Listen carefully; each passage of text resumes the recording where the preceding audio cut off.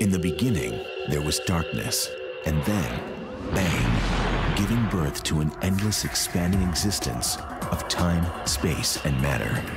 Now see further than we've ever imagined, beyond the limits of our existence, in a place we call the universe. The universe is vast, wondrous, electrifying. But for space travelers looking for a thrill ride, it could be a one-way ticket. It's a place from which you can't return, or at least not in the form in which you went in. Go where no one has dared to venture. Take a virtual tour of the deadliest places in our galaxy and beyond.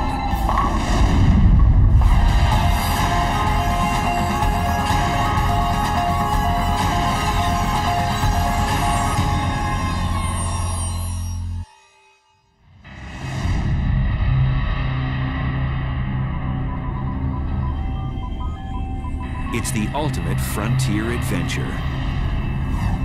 Space travel.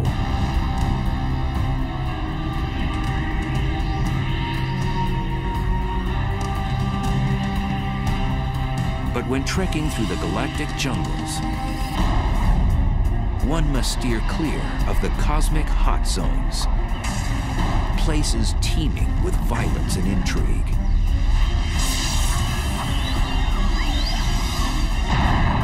There are dangerous places, certainly very energetic phenomena that are a lot more powerful than atomic bombs being detonated, infinitely more powerful. The universe does seem to be a very violent place. It seems to have been born in a violent explosion called the Big Bang, and there's all sorts of violent processes going on.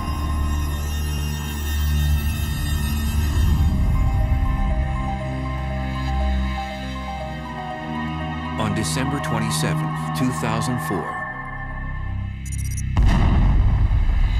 satellites picked up the greatest cosmic explosion ever recorded.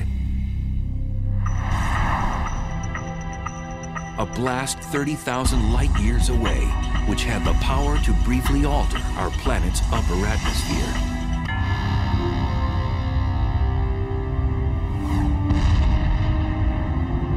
The blast was caused by a magnetar, the densest and one of the most dangerous stars in space.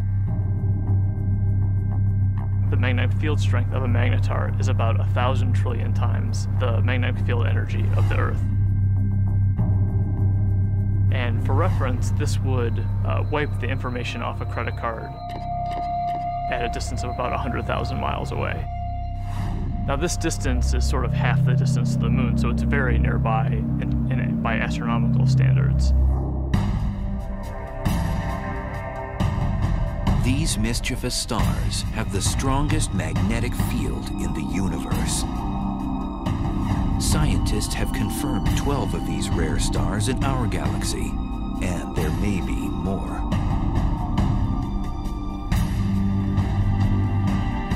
Caltech's Brian Cameron scans the Milky Way for these strange stars.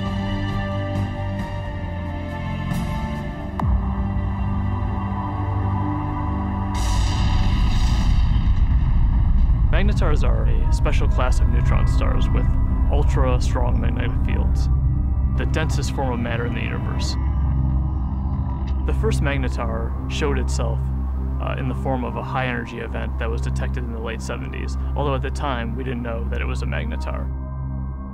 It wasn't until the early 90s that researchers suggested that these objects were dominated by magnetic fields, and that the magnetar theory was actually confirmed.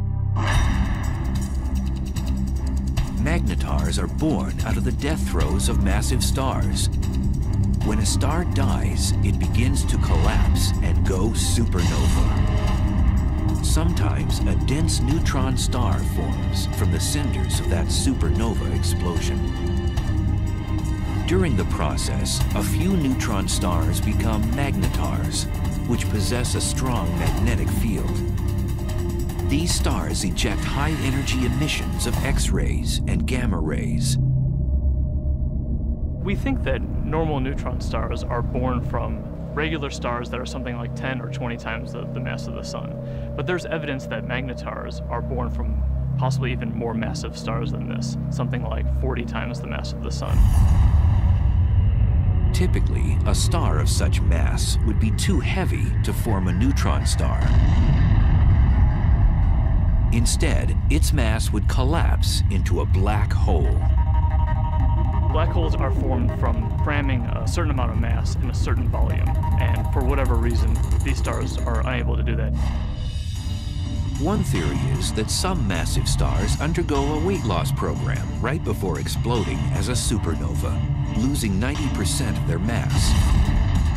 So instead of collapsing into a black hole, the emaciated star becomes a neutron star with extreme magnetic powers. When the magnetic force gets incredibly strong, it deforms the magnetar's crust, creating seismic events called starquakes on its surface. And eventually, this crust breaks under the stress, and the magnetic field reconfigures itself into a lower energy state. And when this happens, a fireball is launched off, off the side of the star. So starquakes on neutron star surfaces are thought to give rise to these giant flares that we see.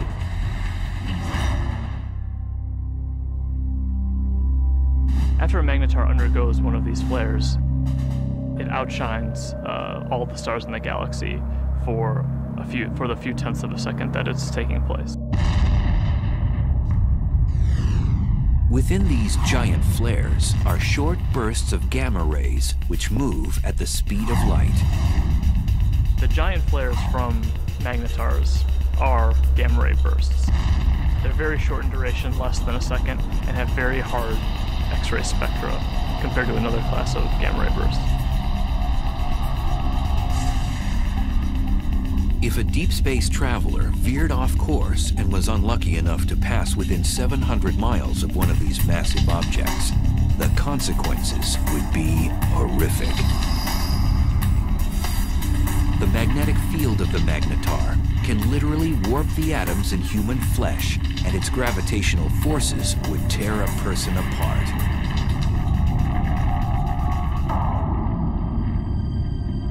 So then, how close would a magnetar have to be to wreak havoc in our solar system? Some suggest that a blast from a magnetar even 10 light-years away could produce cosmic chaos that would destroy our ozone layer and cause mass extinctions. The chances of that happening are so low that, they're completely implausible. It would be no different than a regular star passing through the solar system. And we know that the regular star has not passed through the solar system since the solar system formed.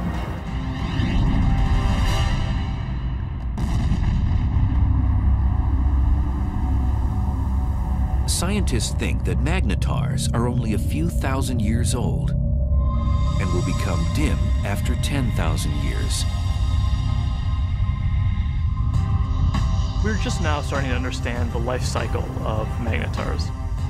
We think that they're very young, but how young is still uncertain.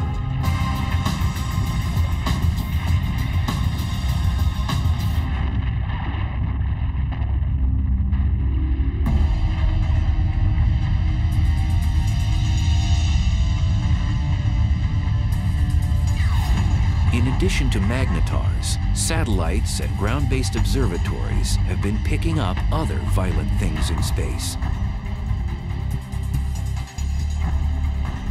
Scientists have now confirmed the existence of a phantom-like force that's so strong that it might very well be the most vicious phenomenon in the universe.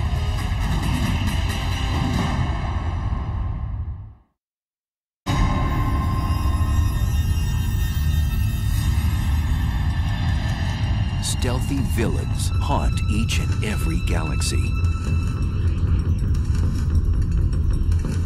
One particular beast tears up anything in its path and gobbles it down like a cocktail hors d'oeuvre.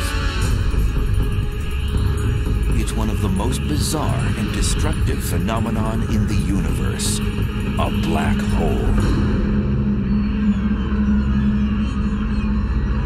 I think a black hole is the place which is more violent than anywhere else in our universe. It's like going over the edge and you can't get back. It's fatal attraction, I suppose.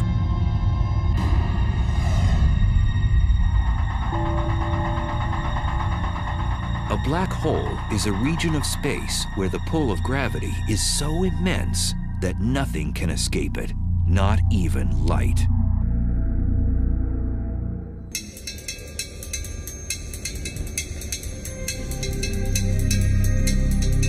Astrophysicist and triathlete Ferial Ozel is attempting to unlock the mysteries surrounding this elusive cosmic force.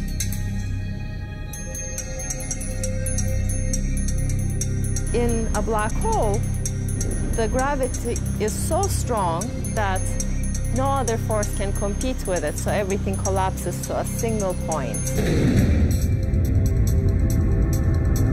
Ozel says whatever has a close encounter with a black hole will fall victim to its relentless tidal force of gravity. Imagine you're swimming in a pool and there is no current. You can go whichever direction you want. Now imagine you're taken out of this pool and you're in a river. Imagine a current that is much, much, much stronger. That the only direction that you could go would be with this current. The space around the black hole acts like this wild river. You could never fight this enormous drag that you feel.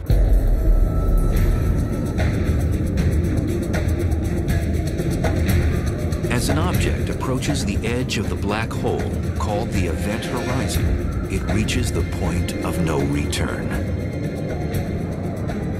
As you come closer and closer to this event horizon, you would already be approaching this extremely fast motion of space under you.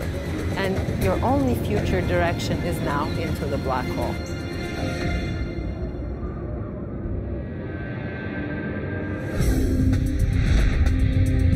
The idea of the black hole as a whole sometimes can be a little bit confusing. What it really is, in some sense, it's a place from which you can't return, or at least not in the form in which you went in.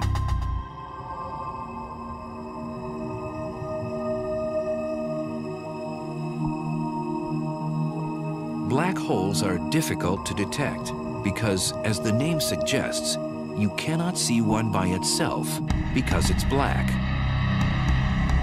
But scientists have spotted a black hole when its gravity affects something else in space, such as a passing star.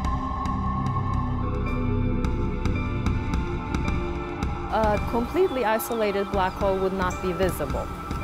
What we really see from a black hole is actually the hot material that's swirling around it and that's being sucked into it. So in the neighborhood of these powerful black holes, you'll get a lot of radiation resulting from the black hole pulling in material and stretching it and twisting it as it's falling in. Black holes consume anything in close range, and there are billions upon billions of them prowling the universe.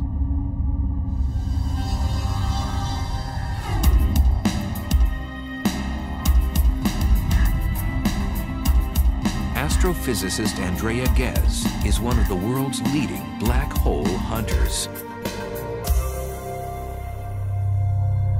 Black holes are not picky eaters. They'll dine on whatever get nearby. So they will happily eat gas. They will happily consume a star or a planet. When a black hole dines in a star, it does so first by tearing it apart. You might think of silly putty being stretched out, and then it just streams on in, sort of like water going down a drain. It's completely pulverized.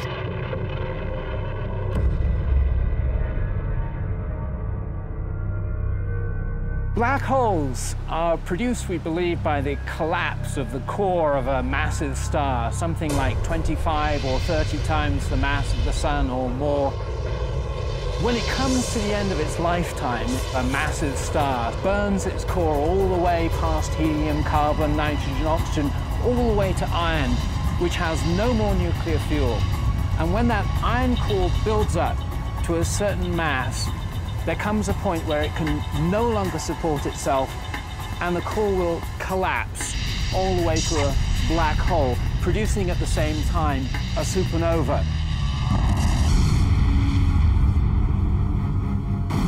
The supernova sends out explosive amounts of energy, so anything in its vicinity will get obliterated. Then the remnants of the explosion fall into a newly formed black hole. And it seems the key to the black hole's allure is gravity. Gravity will pull things around, just like the sun's gravity pulls the planets around. In fact, stars will happily orbit the black hole for most of its life and won't actually be sucked in. These stars are actually safe from the fatal attraction of the black hole. But if you do venture too close, like extremely close to the edge, then you do get sucked in. Scientists believe there are millions of wayward black holes throughout our galaxy, the Milky Way. And because we can't readily see them, one could be right next door.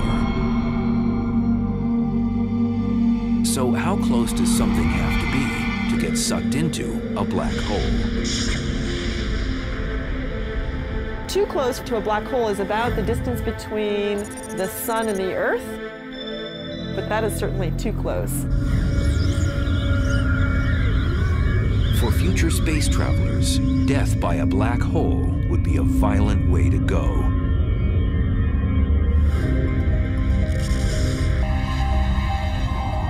The method by which a black hole could kill you depends on how big the black hole is. They come in two categories. Most of them are the stellar mass black holes, which are 5 to 30 times the mass of our Sun. If the black hole is stellar-sized, then the tidal forces near the black hole are strong enough that it will tear you apart tidally, even well outside the event horizon. If you wanted to fall into a black hole, you certainly wouldn't want to fall into one of those. It will spaghettify you. But in addition to the stellar-sized black holes, there are others that are mammoth, millions to a billion times the mass of the Sun. And now scientists believe that these monsters hold center court in every galaxy, including our own.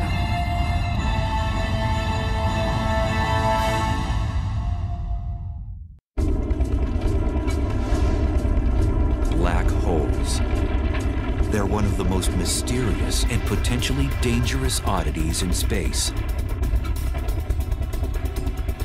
A black hole has a ravenous appetite. It sucks in everything in its path and spits out what it doesn't devour. And now scientists have discovered there are supermassive black holes, which are millions of times bigger than their stellar mass cousins.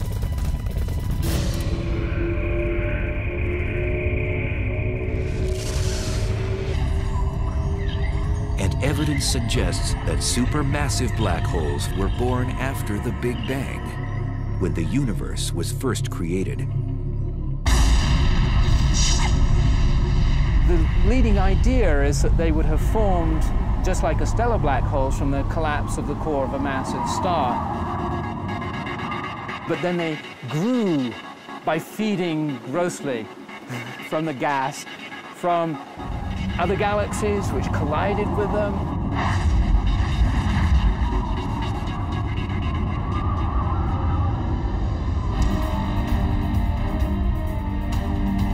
Scientists have discovered that these black ogres wield their power in the center of galaxies.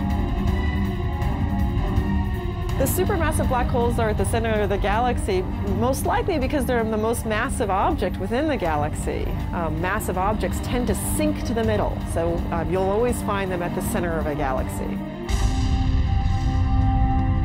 For a long time, scientists didn't think a supermassive black hole existed in our neck of the universe, the Milky Way.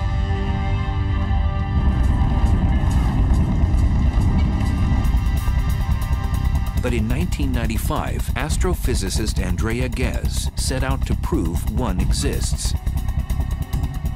We've done an experiment over the last 10 years to ask the question, is there a supermassive black hole at the center of our galaxy?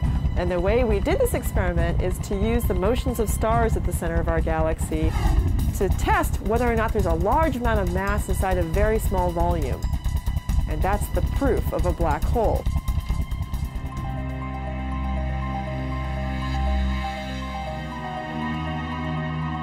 At the Keck Observatory in Hawaii, which houses one of the largest telescopes in the world, Ghez began using a groundbreaking technology called adaptive optics, which brings into focus faraway objects. So this is without adaptive optics. This is what you would see. In this big square, there's nothing. We turn adaptive optics on, and you see the stars. This region contains the stars that provide the keys to our experiment. So we want to watch how these stars move. Ghez noticed that there was a large cluster of stars orbiting around an invisible object at the center of our galaxy. And they were moving at an unusually rapid rate. So we can actually see these stars that are really close to the center, and we can watch them go around. Those stars go around the black hole just the way the planets orbit the sun. The orbits tell us where the black hole is, so it's located right where the star is. That's the center of our galaxy. And the details of exactly how fast these stars are going around and how tight the orbits are tells us the mass of the black hole, which we think today is 4 million times the mass of our sun. For Ghez, confirming that a supermassive black hole indeed exists at the heart of our galaxy was like summiting Mount Everest. It was incredibly exciting to discover the supermassive black hole at the center of our galaxy, simply because it was a question we had set out to address. The question, is there a supermassive black hole? We could design an experiment that actually got at it.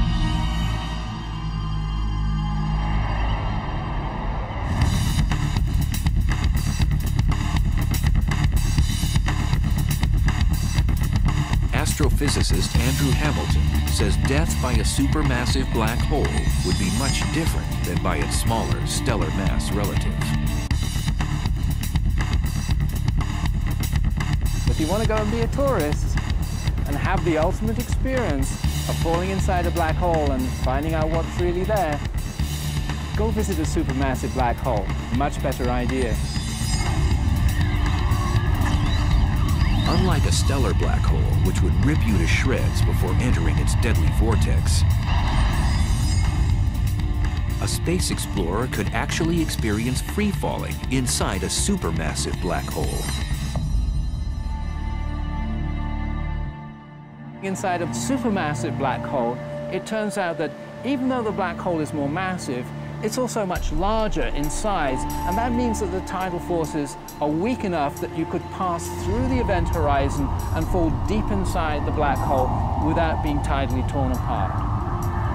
But deep down inside the black hole, the centrifugal force of the rotation of the black hole provides effectively a repulsion. If there's any matter at all inside it, then stuff that's falling in will tend to collide with stuff that's trying to get out. And the result of that collision of energies is an unimaginably chaotic maelstrom of super hot, dense plasma.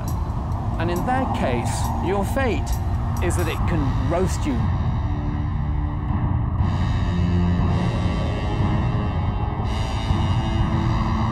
So how close would space travelers have to be to get sucked into a supermassive black hole in the center of a galaxy? For a supermassive black hole, you would have to be about 1 million to 1 billion miles from the black hole to feel its influence.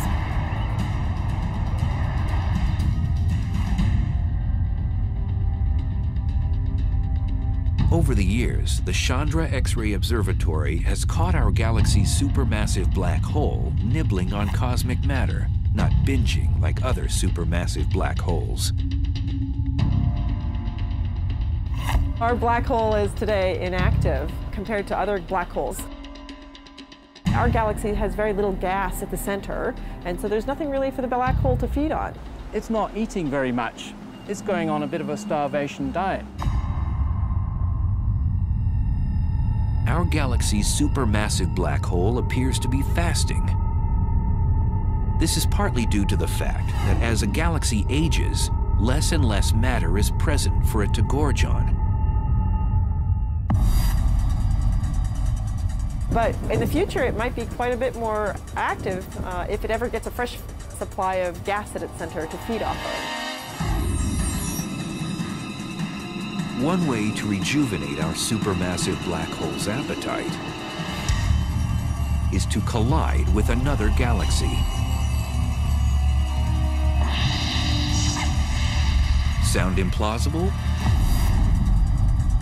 2 million light years away, our closest neighbor, the Andromeda Galaxy, is charging toward us at almost 75 miles per second, or 270,000 miles per hour.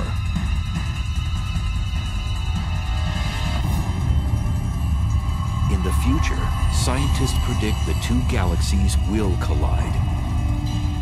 And upon impact, the larger galaxy may engage in one of the most primitive acts known in the universe.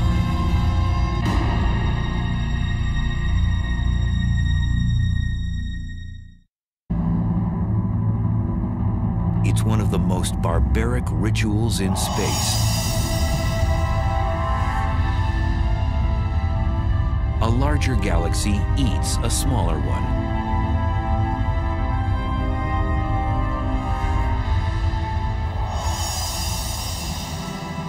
The scenario isn't a science fiction writer's fantasy.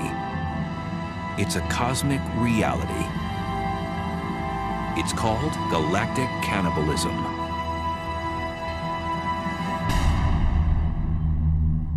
The ghastly event can occur on the celestial highway when two galaxies have a head-on collision.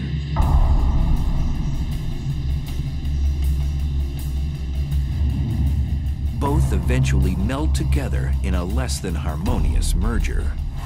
If you're a galaxy, it's very violent. You're torn to shreds.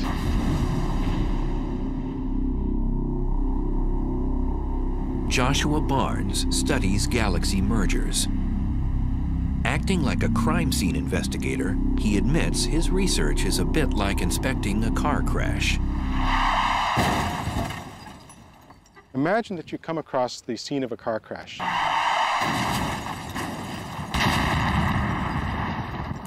Two wrecked vehicles, but no witnesses, nobody to tell you what happened. All you have is the physical evidence. That's basically what we have to do when we study colliding galaxies. So there are no witnesses to a galactic collision. All that you have is the present state of the wreckage. So you have to conduct a sort of forensic investigation to try and figure out what happened on the basis of what you have today. If they collided head-on, you would know because the fronts were squashed up, but if they, say, sideswiped each other, which is actually more likely in galactic collisions, that would leave you a completely different pattern of wreckage, and you could interpret that. So what causes galaxy mergers? It's gravity. Everything in the universe is falling freely through space, and where you've got two large objects like galaxies, their mutual gravity pulls them together, so they fall into each other. So it's really just the force of gravity pulling things around. The galaxies that we're seeing colliding today, most of them have been bound and destined to collide for upwards of 10, 15 billion years, and they're only now just making it to that first collision.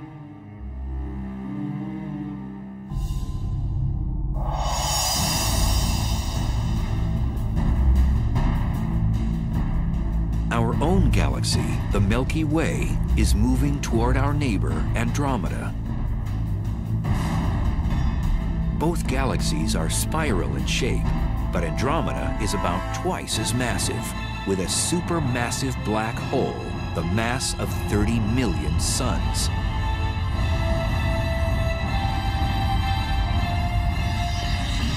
It'll look a lot like a dance. And you see the two galaxies come close together, so they kind of dance around each other, getting closer and closer and moving faster and faster before they finally come together. But at the point of impact, these galactic dancers will do more than pirouette. Each one has a spiral disk of stars, and then surrounding that, a halo of dark matter, invisible material that we can detect by its gravitational field. These two dark halos, which are much larger, will overlap as the galaxies pass by. Eventually, as the two galaxies spiral around each other closer and closer, you can no longer distinguish them as separate systems, and finally the nuclei merge.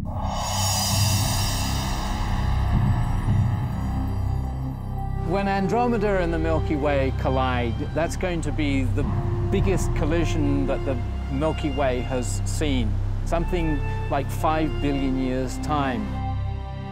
The good news is that we, the solar system, will have a grandstand view. What will happen is that two galaxies, their spiral disks, are going to get tidally torn apart into fantastical shapes.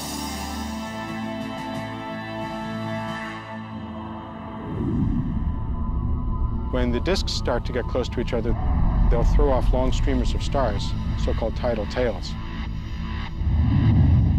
And what happens to the sun and the solar system, should we still be around, it really is hard to predict. We could get lucky and be on one of those tidal tails and get a sort of bird's eye view of the whole process as we fly out.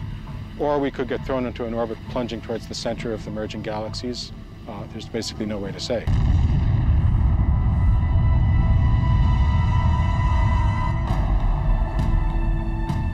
During the merger, if our solar system moves through the suburbs or the edges of Andromeda, we might not notice anything. On the other hand, countless stars and space material could be propelled towards the planets, potentially disrupting their orbits around the sun. Moreover, the entire galaxy could face cosmic upheaval. We could have consequences which would nonetheless be dangerous. First of all, we could have a lot of star formation as a consequence of the merger. Currently, both the Milky Way and Andromeda Galaxy have plenty of interstellar gas, the raw material from which stars are born. Now that would mean a lot more evolved stars, supernova, going off in our vicinity. And that could create shock waves, blast waves, bursts of cosmic rays, which would have nasty consequences.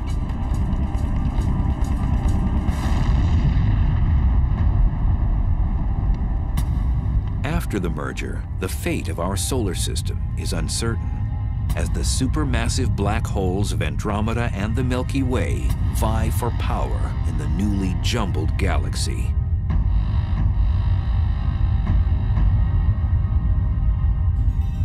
When they merge, they're going to form a new galaxy, and these two supermassive black holes will gradually spiral into the middle of the new galaxy. They will be a binary black hole for a short time. And these black holes will start to swallow gas as the collision stirs things up. Gas will fall into those black holes. They're going to turn on. They're going to start emitting radiation. But the potential for fireworks, possibly for fueling the black holes at the centers of the galaxies, matter falling into them, possibilities like that do exist. And then the only safe place to watch the process would be on one of those tidal tails riding out and escaping the collision.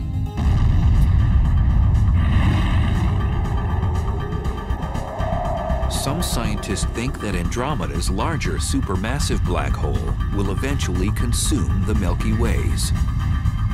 The two black holes will spiral in the center and become a binary black hole, and ultimately will merge with one another to become yet an even bigger supermassive black hole.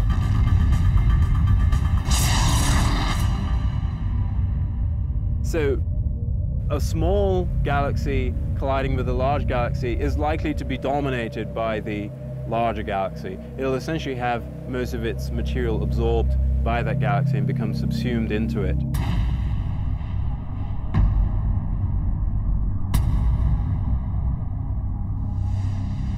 Scientists believe galaxy mergers are a way of life in the universe.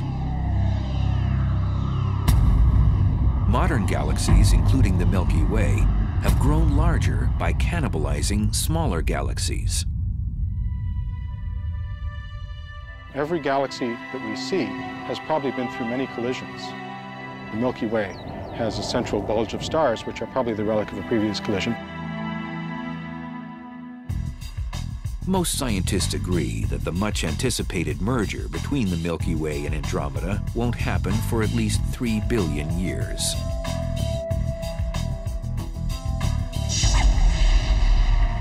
But there may be more immediate dangers in space. In cosmic neighborhoods millions of light years away, there are hyperactive galaxies that have become the big bullies on the block.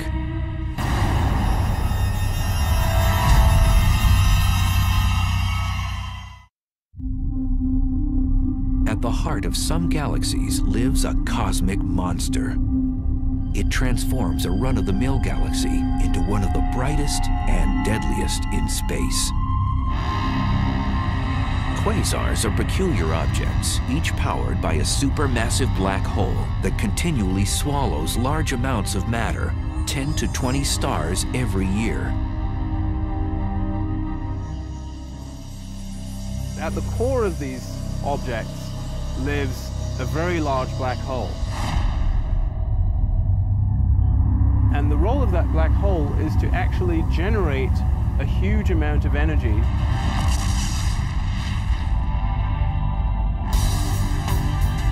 Quasars are the most energy-efficient mechanisms in the cosmos. They give off more power than 100 normal galaxies. And they're 10 trillion times brighter than our sun.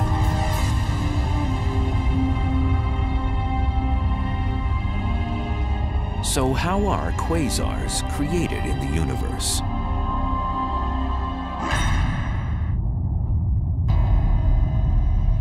There's a fairly good connection between the last stages of a galactic merger and the so-called quasar phenomenon.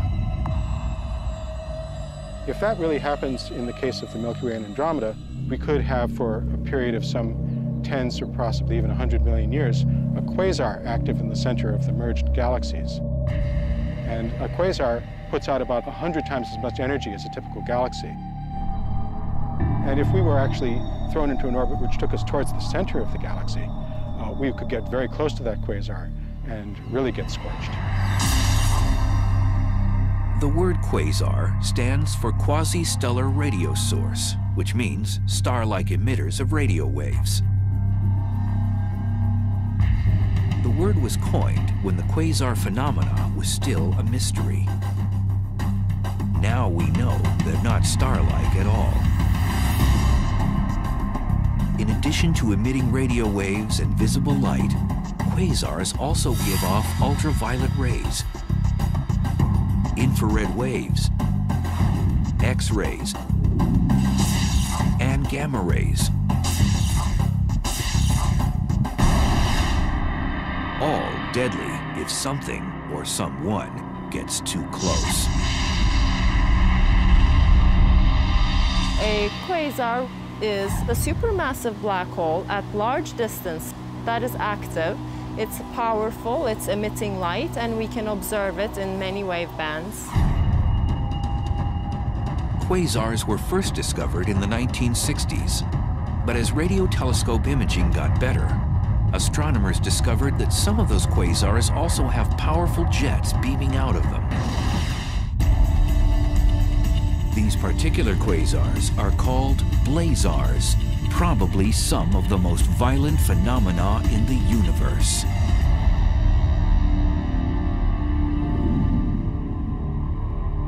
Blazars are powered by black holes, just like quasars, but they're somewhat different in that all of that energy is being focused, or a large amount of that energy is being focused into jets, which are streaming out. A blazar's aggressive plasma jets produce radiation in the form of radio waves all the way through the spectrum up to high-energy gamma rays.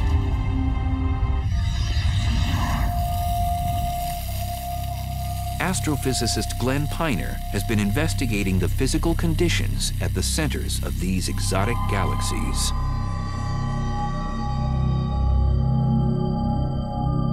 We can use this fountain to visualize the geometry of a blazar. If that circular base of the fountain represents the accretion disk, then the jet of water that's coming up represents the jet of plasma coming out from the blazar.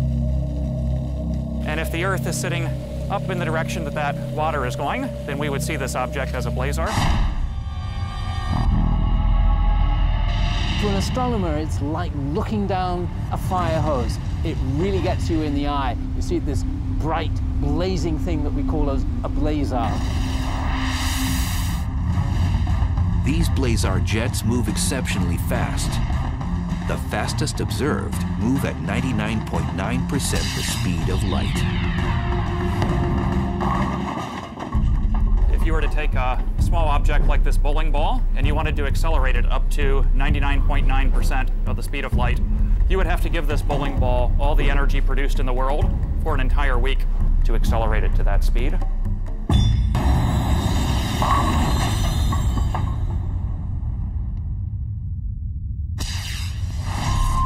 And in these blazars, we're accelerating not just small objects like bowling balls, but large masses of the mass of the planet Jupiter, or larger, to those speeds. So they're being given incredible amounts of energy by this efficient engine. Blazars pose unimaginable consequences to cosmic objects that get too close to its deadly jet. If there was a planet relatively close, a few light years from the actual jet, the radiation on that planet could be millions of times what it gets from the star. It would be continually exposed to high levels of radiation. So I don't think we want to look for life on a planet that would be orbiting a star that's in a blazar jet. Scientists link radio telescopes all over the world to achieve the magnification needed to zoom in on a blazar jet. So to give you an analogy for what kind of magnification that is, that would be magnification sufficient to read a newspaper that someone was holding in New York from Los Angeles. We'd love to look as close to the central black hole as possible so we could actually figure out how nature is accelerating these jets and getting them up to such high speeds.